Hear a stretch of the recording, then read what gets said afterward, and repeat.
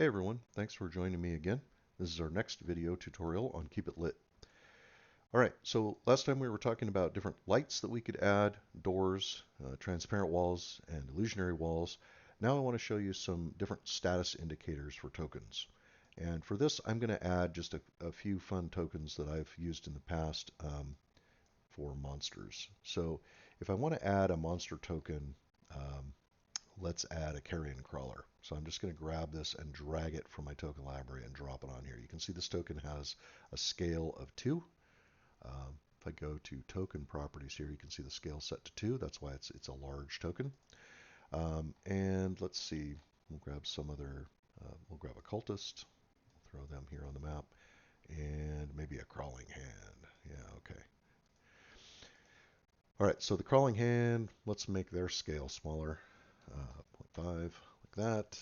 And the cultist, I'm going to make multiple cultists, so I'm just going to Control C and Control V. Um, let's see, Control C, Control V, and Control V, Control V, Control V, Control V. Okay, great. Bunch of tokens. All right, so we're going to put those cultists around our summoning circle here, and I don't know, put the carrying crawler down here in the hallway. Um, Good luck to our fighter here. And I don't know, put the crawling hand here over here. Sure. Now, in the course of playing with the tool and actually running this, you're going to, you have lots of different things you can do, of course. One of the things that I wanted to show you is if I hold the shift button down over this fighter here and then spin the mouse wheel, I can rotate the character. So if you like to kind of rotate the token around and get it so that it's facing like, if the fighter says, oh, I want to run down this hallway and go face off with the carrion crawler, well, you can make them look like they're actually facing off against the carrion crawler if you should choose to do so. Um, all right, so some of the other things I had shown in earlier videos, some of the things you can do with tokens, you can go in here in the token properties and you can turn on effects like maybe I want this to be grayscale. I want it to kind of look old school and kind of make it look more like a black and white map. I can do that. I can make it ghostly green, just again a simple shader. Um, what I typically do, like you can see on the carrying crawler, I created this in the text field here. I have a number here. This is where I keep track of hit points. Players never see this, of course. Um, they come and fight the carrying crawler.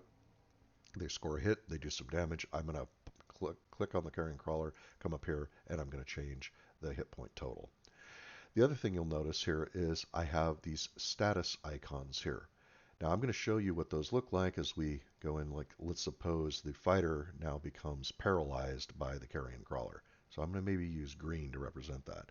So now I have a little token or a little stud that's turned on here to indicate that this character has been paralyzed or poisoned or whatever else I want. I can kind of define these colors to be anything I like.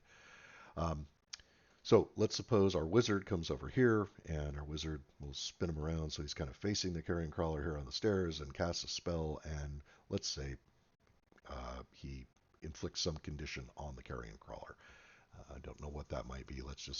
But we can use, I don't want to do it on the wizard, I want to do it on the carrion crawler. We can invoke whatever status effects we might want. I'll just show you an example of what they all look like here. So we turn them all on, okay? So now the carrion crawler has all these status effects. You define them to be whatever you want, but it's just a way to keep track of maybe who's concentrating on a spell, who needs to make focus checks in Shadow Dark because they are effectively concentrating on a spell, who's paralyzed, who's poisoned, who's frightened, all of those kinds of things. You can kind of define these colors to be anything you want. Um, the other thing that's kind of nice is when you kill a creature, like maybe the wizard got lucky and kills this carrion crawler, you can click on the dead token indicator right here, click on that, and now it will darken the token and drop in a little skull indicator indicating that this creature is dead. Um, this is kind of nice. Players like to see this because it kind of reminds them maybe they want to try to check it for loot, or maybe they want to try to, in this case, harvest some of the toxin on the carrion crawler's tentacles or something like that. If you want the creature to just disappear once it's dead, if you want to get it out of your way, you can just double click it and it will just sort of turn transparent. The players won't see it now. It's as though the hallway is completely clear, but it does remind you that the token's still there. With NPCs, you can see this token is of type NPC, whereas the wizard is of type player. It's a player token. The NPCs are not forced to pay attention to the physics of the walls that we've defined. So the fighter cannot move through these walls. I cannot drag them through unless they're disabled. Like double click them, they're disabled. I can move to another room. Um, the NPCs can move freely through anything. So if you just want to get it out of your way, you can do that. You can just drag it off the map and just sort of put it out in space and get it away from the player's view if you choose to do that. You can do that anytime, whether it's enabled or disabled. One of the things I will typically do, like suppose these two characters are coming into this room for the first time, um, and maybe I'm going to zoom into the fighter and spin him around. Maybe it turns out that we have a hidden cultist in this room. So I'm going to just Control C, Control V, drop in another cultist, and I want a hidden cultist over here that's hiding behind the sarcophagus. Um, what I can do is just double click it and deactivate it. Okay, so it's now disabled. I can still move it around. It's still there. I can even put it off the map if I want. Whatever I would like to do. The characters come in. Maybe they search the chamber. However you want to handle the mechanics, and maybe they find the cultist. Well, if they do, you just bring them onto the map, double click when they discovered the cultist, and now they know where they're located. Let's suppose the cultist, say, in the middle of battle, runs over to here and drinks a potion of invisibility. Well, I just double click it. Now the players cannot see this token, and I'm free to keep track of where the invisible adversary is.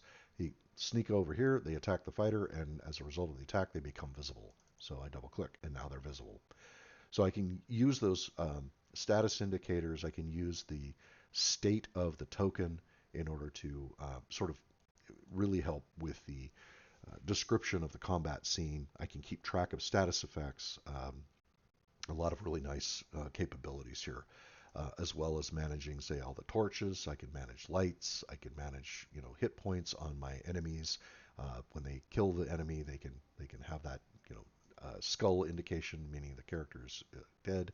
I often will use the red indicator. Some people like to use the concept of bloodied, like the characters have done half the creature's hit points so that the players have a sense of making progress in a combat. If you want to do that, you certainly can. Just define one of your status indicators to indicate that for your players. All right, well, I'm going to keep this video short, and hope you will join me for the next one. Talk to you soon.